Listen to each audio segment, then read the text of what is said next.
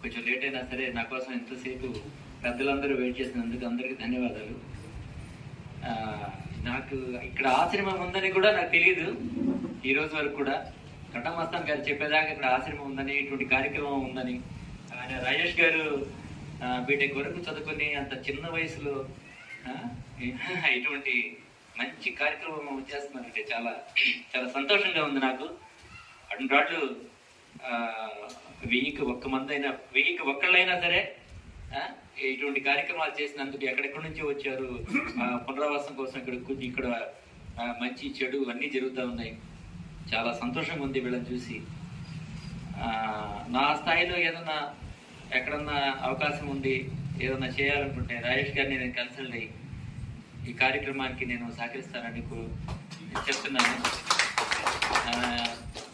తరువాత ఏంటంటే మన